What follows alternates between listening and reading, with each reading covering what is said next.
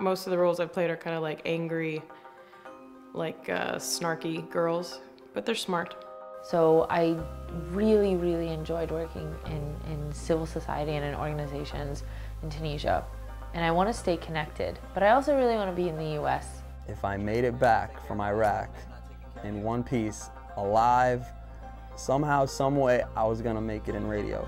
Major funding for Arab American Stories was provided by Mohammed and Jamie El Arian, the Arab American Community of Michigan, the Arab American Community of Houston, Texas, the American Syrian Arab Cultural Association of Michigan. Additional funding was provided by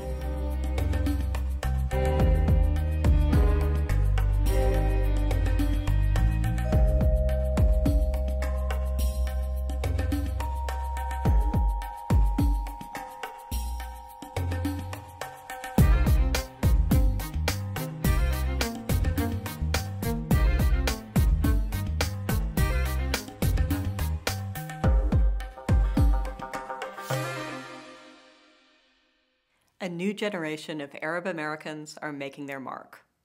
Actress Alia Shawkat is best known for her role on Arrested Development. Now she's a rising independent film star. Mariem Masmoudi is a college student trying to figure out how to merge her American and Tunisian identities and have an impact on both societies. And DJ Ace Montaser is a popular late-night voice on Detroit's airwaves after serving as a U.S. Marine. 23-year-old Alia Shawkat's acting pedigree matches her eclectic background. She's an American of Iraqi descent on her father's side and Irish and Norwegian on her mother's. Alia can play a rebellious Palestinian-American teenager, as she did in the 2009 indie film America, just as convincingly as her roles in cult favorites like Whip It and Arrested Development.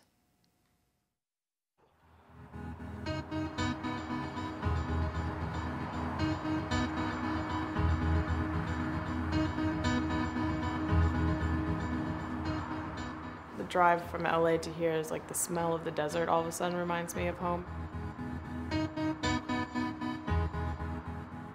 My family, that always means home, I guess, where my family is. My name is Alia Shawkat, and I am a person, a human being. I'm almost 23. I live in California, and I'm an artist. Okay. You got it.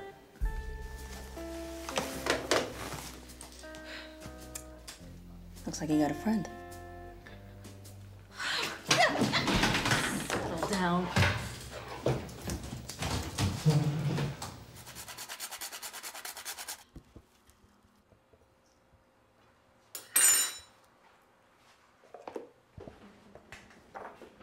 What's cooking? So pretty. So you're making, huh? You're helping Didi? Yeah, just wrapping. I know she taught you last time to make the burek, right? Yeah, is this Iraqi, this kind of domer? This is Iraqi from Baghdad. Did your mom teach you how to make it? Yeah. Yeah, it is. It's a Mediterranean dish, so that every country makes it a little bit different, you know? I'm half Arabic, and then my mom is Irish, Norwegian, Sicilian. That's where I get my freckles from. And she was born in LA. Yeah, that's my father. He's from Baghdad. Came over in like the 70s and brought my grandmother over as soon as he could afterwards. And then his like 2 siblings. My grandma, I call her Bibi, is very close to me. My dad's side of the family is like the only connection to my Arab sides. And every time I come home, I feel back into that world again, somehow connected to the culture. Because I've never been, the closest I've been is Lebanon. When I was 6, I came up to my parents and said, I want to be on TV. I can do that. And my mom was kind of hesitant at first. By the time I turned 9, she said, let's get headshots taken and send them to agents. And they were like, yeah, she's a little too ethnic for anything that we have right now.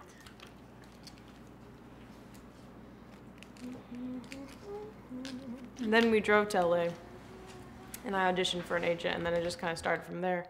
And my first week of auditioning, I had a Gap commercial, that I got. And then on that Friday, I had an audition for a movie called Three Kings, which is where I played like an Iraqi refugee. Should I do more cabbage? No. Oh, that's good. But it only takes a half hour to cook, right? You gotta طول اليوم. طول على النار 9 ساعات. Oh, 3 hours. 3 hours? Mm-hmm. After half an hour, put in tomato sauce. Most of the roles I've played are kind of like angry, like snarky girls, but they're smart. So I'm like, I guess that's kind of a quality of myself. I think I've grown nicer the last couple of years. Let's open this up. What do the rest of you think? What are the reasons behind terrorism? Political injustice and resistance to occupation, Mr. Let's Jones. give someone else a chance, okay?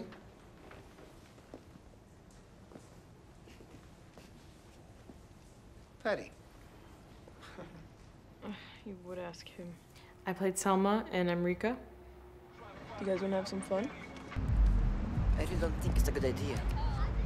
What if someone sees us? Who cares? It's about this woman who brings her son. They come from Palestine to this small town in the U.S. and the problems that they deal with and just the relationships they make with people and stuff. And it's a beautiful movie, but it's not preachy at all. It's just like showing a family. And I really want to do more, work like that. That's showing that side of Arab Americans and Arab culture as being like, to do comedies without it having to be like a heavy topic. Hurry up, someone's coming! Run! It was fun to play like that smart kind of like aggressive character. You are grounded 1 month. فهمتي؟ What? This is ridiculous! Auntie, Jim is a friend of mine. ما تتدخلش انت. بديش بناتي يتصرفوا زي بنات الامريكان. Drinking with drugs or God knows what. Is that all you think that people do here? Yes. Well, here's a shocker, Mom. We live in America. We're American! اسمع حبيبتي. Like any project, any good project humanizes, like shows a real story where you connect to the characters and you feel like you're with them for an hour and a half or whatever. And yeah, and so I think it's great to, I've been lucky to play some Arab Americans. And then I usually just sit and watch TV until dinner shooting. I consider myself, I'm American, even though I'm like a mix. I feel like I don't look that ethnic, but it is something I always joke about. Garlic, tomato sauce, Tomato pepper. sauce, yeah, pepper, everything. See?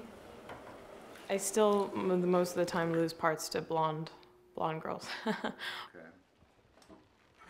I always want to come home here and like the first place I come to eat is like here. She's just like the best chef, and I do feel very lucky to have her here. I have to learn all these meals. I have them written down in the backs of journals and stuff, but I really have to practice. Oh, okay. Do you have to spoon this out? Oh my God, huh? Are you gonna get this the bottom top of it, or this is? Okay. Oh, leave that? Yeah. Okay. خلي الخواشيب هناك. I'm very proud because my father is a very, hopefully he's not overhearing this, but he's a very brave, strong man. And he came over here, with like $200 in his pocket, like that whole thing. And he's just a fearless, kind of like a barracuda of a person. And I think that comes from the way he was raised, working hard, always taking care of his family. And it's all about taking care of other people and his family. No, she said she got the basil from the country. This is the basil. It's just such a beautiful culture that, I'm so proud to be Arab, and I want, so much, and I know I will in the future become more connected with that.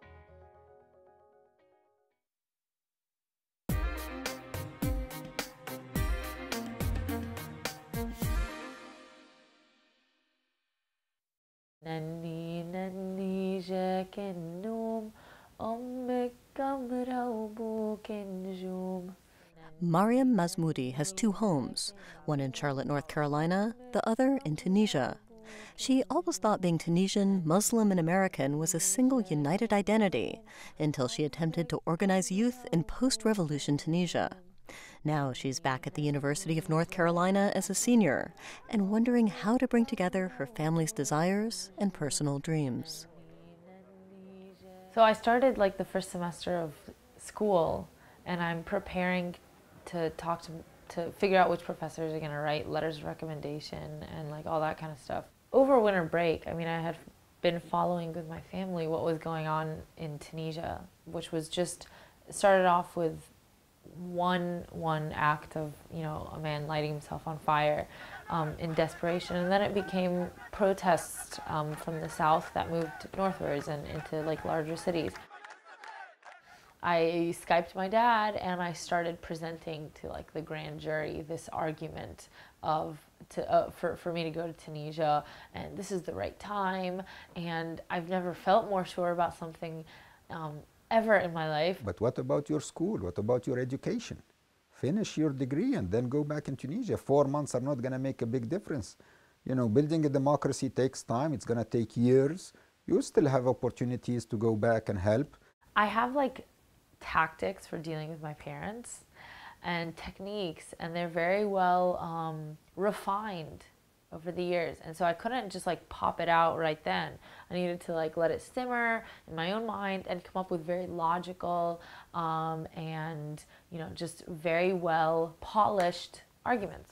So many other Tunisians gave their lives for our country, so the least I could do is have my daughter help with whatever she could help with.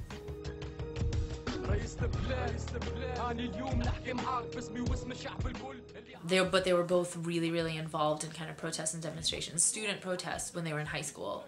They went to high school together, my parents. So this is the kind of thing that my family's been waiting for and my countrymen have been waiting for, and I still can't believe it's really happening. I'm so excited. I'm so excited. It's embarrassing. It's embarrassing. Of course I'm ready. When I got to Tunisia, things just started happening like clockwork. In the end, it was 6 of us who came together and we founded this organization called Salti, which means 2 things at once. It means my voice and it means my vote. It was like a Greek assembly or something of all these citizens trying to figure out what they want to do for their country. It was really cool. A person trying to like figure themselves out. That's what the country felt like, and I'm sure still feels like. And so I've known the country, but it was a completely different side that I saw, and it was different people that I talked to, and it was different conversations that I was having. It was very different. I mean, when we used to go in the summers, it was super touristy. I didn't see so much of a difference between me and like tourists who were going from France or Italy or whatever. The first 3 months were like really difficult. The friends that I developed were the people that I worked with, basically, who we were in each other's faces 24 hours a day. Sometimes, I mean, I just get annoyed when people ask me, what's better, Tunisia or the US? Or where would you rather live? I don't have to choose. I don't see why I have to, and I refuse to choose. I like both of them. And it's actually something beautiful that I have this other aspect of myself, that I'm not just Tunisian, I'm American, and I'm not just American, I'm Tunisian. I'm also a very deeply religious person, and I see no part of my life as being contradictory to that. And I'm very proud of that, because I feel like I've negotiated my own way. It's like rooted in, obviously, in what my parents taught me or told me or showed me or read to me. But it's a little bit different because it's Americanized a little, and it's also a little Easternized, and it's a little bit different. I want like black curtains. That's what I want. That's what I need. Don't you have some extra curtains? Do we have extra curtains? They're probably not cute though. They don't have to be cute. No, they do. Yeah, they have to be cute. They have to be cute. Okay. This is my 2nd semester, my last semester of undergraduate. Yeah. I'm living in a cute house in Chapel Hill, right before Franklin Street, right behind Franklin Street. So I want it to be nice. I gotta go out with a bang. So I really enjoyed working in civil society and in organizations in Tunisia. And I want to stay connected, but I also really want to be in the US, at least for the time being. Mommy, thanks. This is so cute. Oh, coffee. Some coffee, yep. I made this strong. Oh my God, and it's hazelnut. Thanks, Mommy. You're welcome, Zena. Where's she going? I'm gonna miss you, hello. Good to miss you too, Mommy. Do you need help in anything? I don't even know what I have left. It was an incredible experience, but I have to keep reminding myself that because it was also a really difficult experience. It was really, really stressful and exhausting and really difficult, and I don't know, might take a little bit more time to fully appreciate. عايشك I'm gonna miss you. قرب البداية وابدأ حضر عندك شوية وقت حضر LSAT. ايوه I got LSAT. راهو يلزموا 1 year or 2 years راه مش تقول I know مش تقول عندي الوقت ما عندكش وقت. This was our dream when we were growing up, and finally our daughter has a chance to live her dream, and for us to live our dream through her, you know, for her to go back to Tunisia and help contribute to building a new democracy in the Arab world. This is something that we've been dreaming about, and we never thought we would see in our lifetime.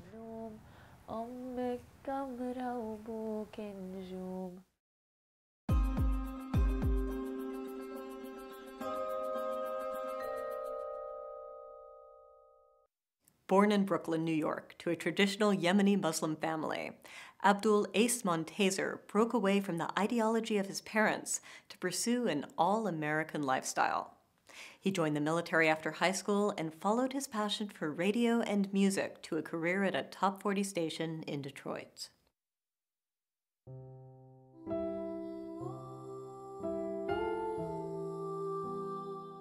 I was like, that's it. We're going to war. This isn't supposed to happen, you know. Airplanes don't fly into buildings by accident. No day's the same, but it's war. So it sucked. If I made it out of Iraq, I'd get on the radio. I wasn't gonna let myself down.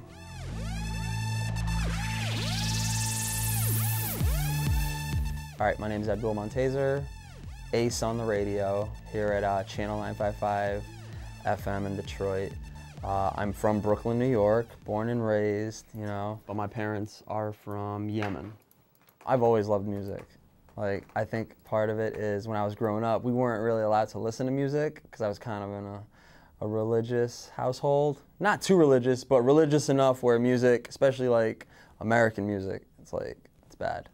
As far as radio, that also started at a young age. I really was passionate about it. I would just hear these voices coming out of these metal squares, and I was just wondering, like, who the hell are these people? Like, who are these people? Like, because I can see the weatherman or the news anchor, I see them, but I couldn't see who these radio people were, and it just drove me nuts. Like, I wanted to know who they were. You know, how do I do that? I want to do that. I just felt like, I hate to say it, but like the military was just always in the way. Like, you know, it just was, you know. I felt like I'm 3 years behind. Right after high school, I knew I didn't want to go to college. So what I did was I joined the Marines. As far as joining the military as an Arab American or Muslim, it's not really, you know, what your parents want you to do. Just being honest. It's not what they want you to do. They weren't too happy about it, but I don't listen to people. It's just something about me. I don't listen to people. I do what I want to do. So I joined in September 2000. That's when I went to boot camp. Obviously, the year after I joined boot camp, 9/11 happened. And so that made things very awkward with family and people I grew up with because I'm Arab, you know, Arab American, Muslim, and 9/11. And I'm a Marine, so I ended up going to war, you know, for America. We were in Nasiriyah, Iraq, and I was living in a museum. Like, we were at the Nasiriyah Museum for most of my deployment. The experience was like, it's war, I can't really explain it, you know? I don't think the average person will ever experience anything like that. Ace, I never really knew that you were in the military, so it's pretty cool that you're doing all this, you know. Oh yeah. You got some stuff you're gonna show us, that's sweet. This. He's not just a radio guy. Can we hang this in the studio? Sure. For real? No, it's an Iraqi license plate. That'd be awesome. Like that's a legit, real Iraqi license plate from Baghdad. Actually, it's upside down. That's my actual. Oh, this. Okay. Name tags. Wow. These were in war. Okay, so you were in the Marines. Yeah, I was. I have a question though for you. Was it like frightening or scared when you were over there? Because you know a bomb could go off anytime, Yeah. or you When walk you're around a sleeping? landmine. Every day. Even when you're sleeping, like. Even when I'm sleeping, That's I the got woken scariest up many times, like from the middle of my sleep. Like I think that would be the most hardest part. It's just like laying around and you're just like. actually, not I safe. got like no sleep out there. You can't sleep in war. Like it's just crazy. Yeah. Seriously though, like how do you go from being in the military to like radio of all I know. things? I know you're a big 50 fan. So the story goes like this.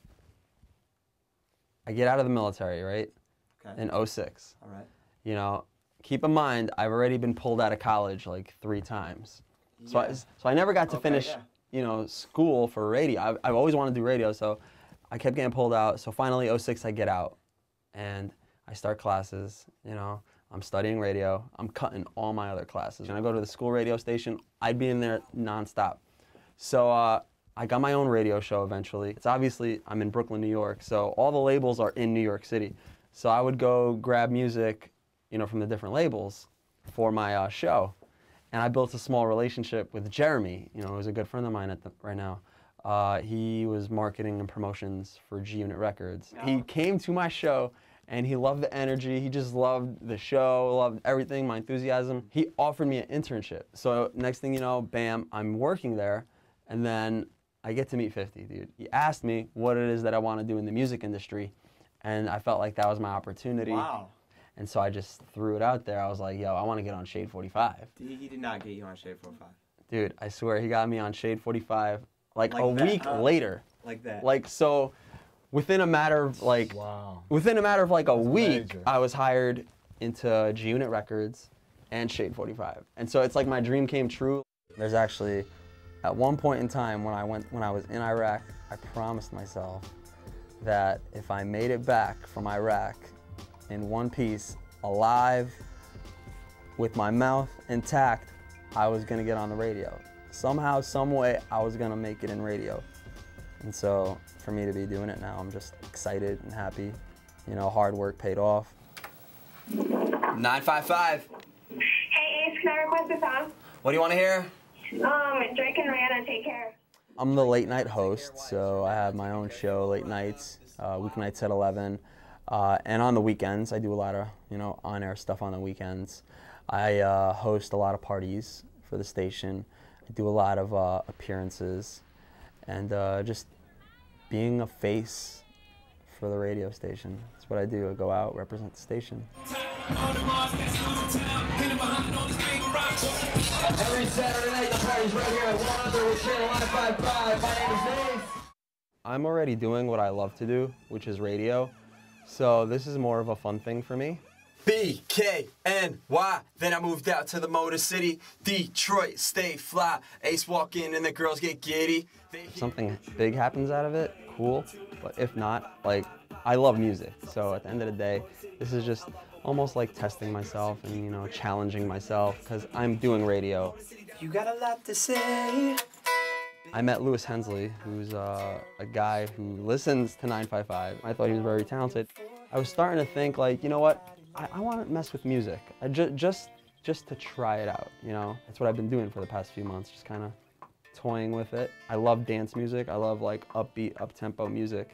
That's what's really working right now in radio, and so that's kind of the work that I'm doing right now in the studio with Lewis. Maybe have one big song, you never know. I'd love to perform, I think that would be cool. But I don't have any, I'd love for something huge to happen, but I don't necessarily expect that, you know. But if it does, you know, I think that would be awesome. I worked really hard to have this life, you know, to do what I love to do. I get to sit in front of a microphone, play music, talk to an entire city. Like, if I turn this on right now, I'll talk to the entire city of Detroit. That's like the ultimate high for me. All right, Rihanna, Jay-Z, talk that talk. I got that coming up in less than 10 minutes. I get goosebumps, like I love it so much. I'm addicted, I'll admit. You know, it's a deep, deep passion. I love it. Major funding for Arab American Stories was provided by Mohammed and Jamie El Arian, the Arab American Community of Michigan, the Arab American Community of Houston, Texas, the American Syrian Arab Cultural Association of Michigan. Additional funding was provided by